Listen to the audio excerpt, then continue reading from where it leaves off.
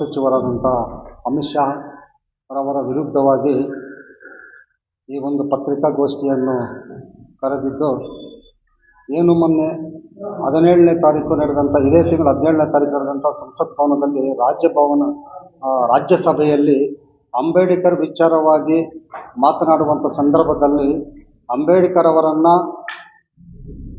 ನೀಚವಾಗಿ ಮಾತಾಡುವಂಥ ಶಬ್ದ ಬಳಕೆ ಏನು ಮಾಡಿದ್ದಾರೆ ಅಮಿತ್ ಶಾ ಅವರು, ಅದರ ವಿರುದ್ಧವಾಗಿ ನಾವು ಇವತ್ತು ಖಂಡಿಸಲಿಕ್ಕೆ ನಾವು ಈ ಪತ್ರಿಕಾಗೋಷ್ಠಿಯನ್ನು ಕರೆದಿದ್ದು, ಅವರು ಅಂಬೇಡ್ಕರ್ ಅನ್ನೋ ಈ ಮಾತು ಫ್ಯಾಷನ್ ಆಗಿಬಿಟ್ಟಿದೆ ಈ ಕಾಲಕ್ಕೆ.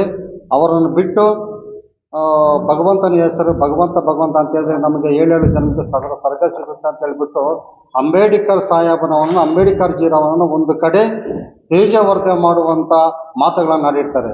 ಅದರ ವಿರುದ್ಧವಾಗಿ ಅವರು ಏನು ಈ ಸಂವಿಧಾನದ ಅಡಿಯಲ್ಲಿ, ಈ ಸಂವಿಧಾನದ ಮುಖಾಂತರವಾಗಿ ಈ ಸಂಸತ್ ಭವನವನ್ನು ಪ್ರವೇಶ ಮಾಡಿದ್ದಾರೋ ಅದನ್ನು ಕೂಡ ಮರೆತು ಅವರು ಆ ಥರ ಹೇಳಿಕೆಗಳನ್ನು ಕೊಟ್ಟಿದ್ದಾರೆ. ಆ ಹೇಳಿಕೆಗಳು ಸಮಂಜಸವಾಗಿ ಇಲ್ಲದೇ ಇರೋದ್ರಿಂದ ಅವರು ಆ ಒಂದು ಸ್ಥಾನಕ್ಕೆ ಯೋಗ್ಯರಲ್ಲದೇ ಇರುವುದರಿಂದ ಅವರ ಸ್ಥಾನಕ್ಕೆ ರಾಜೀನಾಮೆಯನ್ನು ಕೊಟ್ಟು, ಮತ್ತು ಅವರು ಏನು ಸಂಸತ್ ಸ್ಥಾನಕ್ಕೆ ಆಯ್ಕೆಯಾಗಿ ಬಂದಿದ್ದಾರೋ ಅದು ಕೂಡ ರಾಜೀನಾಮೆಯನ್ನು ಕೊಟ್ಟು ಅವರ ಹೊರ ಹೋಗಬೇಕಂತಂದರೆ ನಮ್ಮ ಒಕ್ಕರನ್ನ ಒಂದು ಒತ್ತಾಯ. ಇವತ್ತಿನ ದಿನ ಕರ್ನಾಟಕ ರಾಜ್ಯ ಛಲವಾದಿ ಕ್ಷೇಮಾಭಿವೃದ್ಧಿ ಸಂಘದ ವತಿಯಿಂದ ನನ್ನ ರಾಜ್ಯದ ಗೃಹ ಸಚಿವರನ್ನು ನಾವು ಇವತ್ತು ಖಂಡಿಸ್ತಾ ಇದ್ದೇವೆ.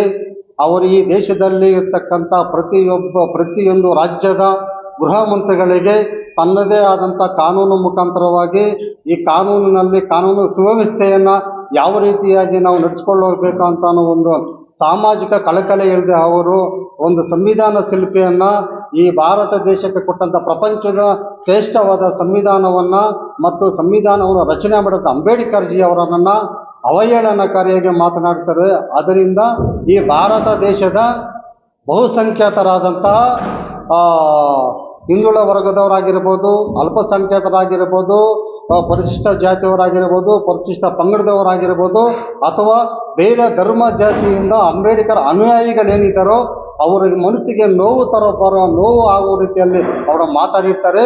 ಅದರಿಂದ ಅವರಿಗೆ ಮಾತನಾಡುವಂಥ ಸಮಯದಲ್ಲಿ ಪ್ರಜ್ಞಾಹೀನನಾಗಿ ಏನು ಮಾತಾಡಬೇಕು ಅನ್ನೋದು ಮಾತಾಡ್ತೀರಾ.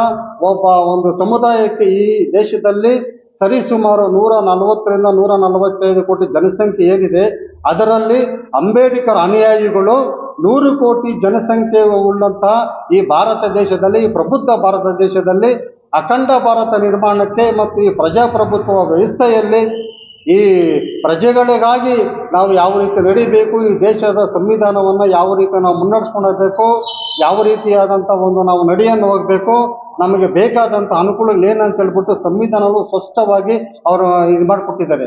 ಆ ಒಂದು ಸಂವಿಧಾನದ ಅಡಿಯಲ್ಲಿ ಅವರು ಬಂದು ಸಂವಿಧಾನವನ್ನು ಪ್ರವೇಶ ಮಾಡಿದ್ರು ಕೂಡ ಸಂವಿಧಾನವನ್ನು ರಚನೆ ಮಾಡಿದಂಥ ಒಬ್ಬ ಮಹಾನ್ ನಾಯಕನಿಗೆ ಅವಮಾನ ಮಾಡಿರ್ತಾರೆ. ಅದರಿಂದ ಮುಂದಿನ ದಿನಗಳಲ್ಲಿ ಈ ರೀತಿಯಾದಂಥ ಹೇಳಿಕೆಗಳನ್ನು ಕೊಡುವಂಥ ಸಂದರ್ಭದಲ್ಲಿ ಸ್ವಲ್ಪ ಪ್ರಜ್ಞಾವಂತನಾಗಿ, ಸ್ವಲ್ಪ ಸಾಮಾನ್ಯ ಜ್ಞಾನವನ್ನು ಇಟ್ಕೊಂಡು ಅವರು ಮಾತನಾಡಿದ್ರೆ ಒಳ್ಳೆಯದು ಅಂತ ಹೇಳ್ಬಿಟ್ಟು ಈ ಸಂದರ್ಭದಲ್ಲಿ ನಾವು ಅವರಿಗೆ ಎಚ್ಚರಿಕೆಯನ್ನು ಕೊಡ್ತಾ ಇದ್ದೀವಿ. ಅಡಿಯಲ್ಲಿ ಸಂಸತ್ತನ್ನು ಪ್ರವೇಶ ಮಾಡಿದ್ರು, ಅದನ್ನು ಮರೆತು ಅದಕ್ಕೆ ಮುಂಚೆ ಅವರು ಒಂದು ಗುಜರಾತಿನಲ್ಲಿ ಅವರು ರಾಜ್ಯದ ಗಡೀಪಾರಾಗಿದ್ದರು.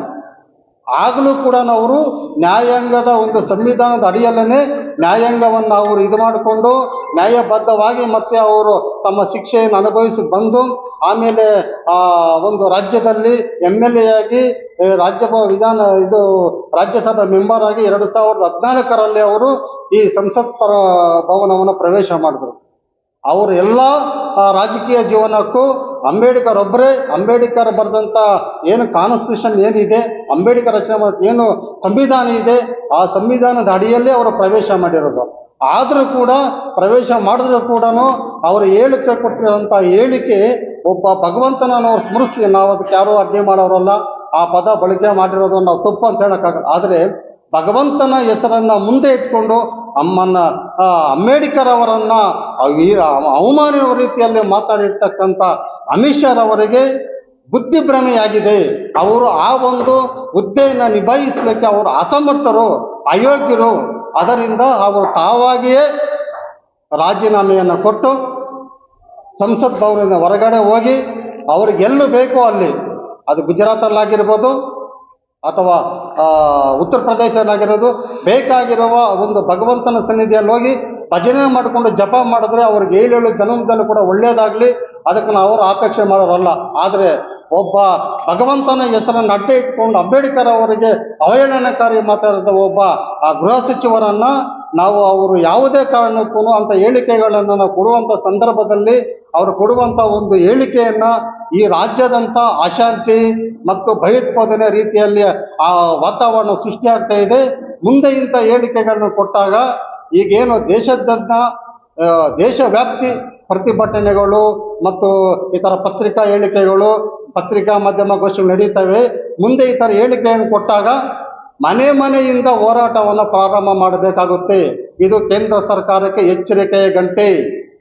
ಏನಾದರೂ ಅಂಬೇಡ್ಕರ್ ಜೀರವರ ವಿರುದ್ಧವಾಗಿರ್ಬೋದು, ಅಂಬೇಡ್ಕರ್ ಸಾಹೇಬರವರ ಅವಹೇಳನಕಾರಿ ರೀತಿಯಾಗಿ ಮಾತಾಡ್ತಕ್ಕಂಥ ಶಬ್ದಗಳು ಮತ್ತೊಮ್ಮೆ ಮರುಕಳಿಸಿದರೆ ಈ ದೇಶದಲ್ಲಿರ್ತಕ್ಕಂಥ ಪ್ರತಿಯೊಂದು ಮನೆಯಿಂದನೂ ಕೂಡ ಹೋರಾಟ ಪ್ರಾರಂಭ ಆಗುವಂಥ ಸನ್ನಿವೇಶಗಳು, ದಿನಗಳು ಸನ್ಮಾನ್ಯ ಗೃಹ ಸಚಿವರಾದಂಥ ಅಮಿತ್ ಶಾ ಅವರ ಮತ್ತು ಅವರ ಸಂಘಟಕರಿಂದಲೇ ಪ್ರಾರಂಭ ಆಗೋದಕ್ಕೆ ಇದಾಗುತ್ತೆ.